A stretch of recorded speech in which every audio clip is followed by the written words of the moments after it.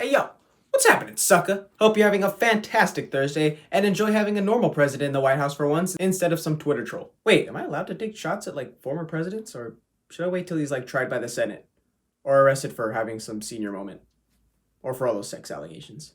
Fake news aside, cue that poorly drawn intro and let's hit this. Ayo, and welcome to another episode of the Drew's Broadcast, the best show West Coast YouTube has to offer, bringing you dining, robotics, entertainment, world, and sports news, all within the time it takes for you to make some popcorns and let it cool down too. Speaking of food, let's get straight into dining news. In dining news, I wanted to shed light on the continuous financial problems restaurants are facing because of the coronavirus pandemic. Even though America celebrated a new president being sworn in, congrats by the way, President Biden and Vice President Harris, it doesn't mean their problems just went away, alright? So, back to the bad news. According to San Diego 10, a popular restaurant chain named Puesto was forced to lay off over 600 employees across their 7 restaurants throughout California and temporarily close, largely because the pandemic affected their sales so much despite offering takeout options, and because, get this, ICU capacity remains at 0% in Southern California and San Joaquin Valley, meaning indoor business is limited and outdoor dining is a big NO. According to the San Diego outlet, who spoke with Eric Adler, a Puesto managing partner, he said the company would at least like to see limited outdoor dining reinstated, like in New York City, and that he is concerned about the longevity of the pandemic keeping restaurants sidelined, meaning he won't be able to open his new Italian restaurant until at least the summer. Despite being temporarily closed, I will link Puesto's website in the description so you know where the nearest one is to you, and so you can enjoy some high quality Mexican food once this pandemic bullshit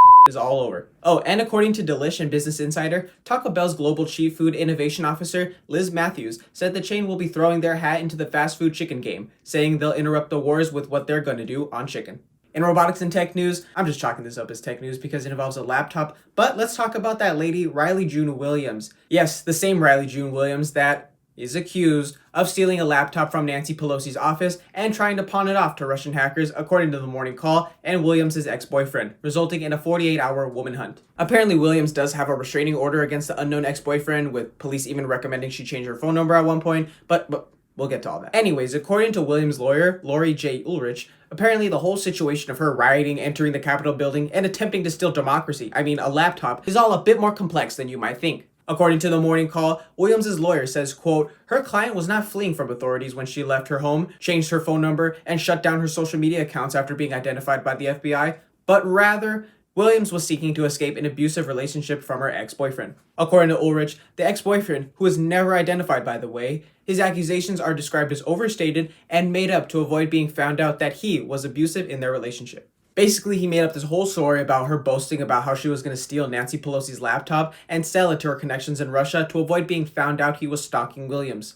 So why would he even talk to the feds? Federal agents have yet to disclose details of Williams' arrest on Monday or whether they actually found the suspected stolen laptop, but in court, according to the Morning Call, Williams did not contest that there was probable cause for the case on felony charges of theft of government property and obstruction of Congress to proceed against her. She is currently out living in an apartment with her mother and being GPS tracked by the US government. And Stellantis was born January 20th, merging French automaker Peugeot with Fiat Chrysler Automobiles to form a new automotive maker, which CEO Carlos Tavares says will focus on making existing brands more profitable in North America before adding more brands. In entertainment news, speaking of Trump's final days in office, he dished out those presidential pardons like dollar bills in a strip club on a Tuesday. Well, on Tuesday. Pardoning or commuting sentences for over 140 convicts, including rappers Lil Wayne and Kodak Black, and his former chief strategist Steve Bannon, who was charged with defrauding donors to support the US-Mexico border wall last year. I had to rely on the power of Twitter for this bit because, I didn't screenshot the full list of pardons on the White House website when the Trump administration was still in office. So lesson to you, upcoming journalists, before there's a transition of power, get those screenshots. In feel-good news, however, this lady from Toronto, Canada won $47 million playing the same numbers for nearly 2 decades because her husband told her he saw them in a dream. So for those of you who are superstitious or however you play your lottery numbers, I hope they soon come to you in a dream because the Mega Millions in California right now is dummy thick. Don't forget to buy those tickets. In world news, let's talk about Biden's presidency, and with the first day under his belt, what did he do? Well, he issued a bunch of executive orders undoing a lot of what Trump did for 4 years. So for those of you who want to show your Republican friends 17 instances of where the Trump presidency went wrong, now you have receipts. According to the Associated Press, quote, with the stroke of a pen, Biden ordered a halt to the construction of Trump's US-Mexico border wall, ended the ban on travel for some Muslim-majority countries, declared his intent to rejoin the Paris Climate Accord and the World Health Organization, and revoked the approval of the Keystone XL pipeline. Biden also reversed 2 of Trump's attempted census changes, one trying to discern a person's citizenship status, and the other which sought to exclude people in the US illegally from the numbers. The Biden presidency is facing an uphill battle on day one, though, struggling with the economic toll of COVID itself, and trying to get the job market back to where it used to be. But how does the world see us? According to Vox and a Pew Review survey, around 84% of respondents in Germany and France felt positive of the relations President Biden will have with their countries, with around 72% of UK respondents saying something similar. And on our side of the water, around 73% of Americans feel positive about the relations President Biden will have with our European cousins. Wrapping up with sports news, Real Madrid are out of the Copa del Rey Spanish Cup after a shocking exit to 3rd Division Spanish club Alcoyano in the round of 32. And for those of you who have no idea why this is big news, well, imagine if the Kansas City Chiefs lost to Buffalo on Sunday. But instead of playing this Buffalo's team, the Chiefs are playing the Buffalo Bills team from 1971, the one that went 1-13. And they won. In other shocking sports news, Jared Porter, man, what are you doing? You're making people not want to name their kid Jared anymore. According to NBC4 in New York and ESPN late Monday, the now former Mets general manager was fired Tuesday after it was leaked he sent graphic, uninvited text messages and images to a female reporter in 2016 when he was working for the Chicago Cubs in their front office. And if you have children in the room, you may want to clear them out now because ESPN says the text concluded with a picture of an erect, naked penis.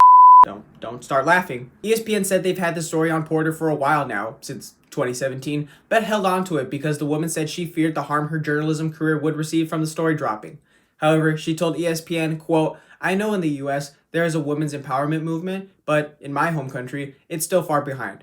Women get dragged through the mud if your name is associated with any type of sexual scandal. Women are the ones who get fingers pointed at them. I don't want to go through the victimization process again. I don't want other people to blame me." If you want to read the full story and see some of the text, I recommend you click on ESPN's link in the description below. As always, thank you so much for watching. I've been your host, Andrew Alonzo. Be sure to leave a like on the video as it helps me out a ton and lets me know my parents are proud of me. And be sure to subscribe for more dining, robotics, entertainment, world, and sports news.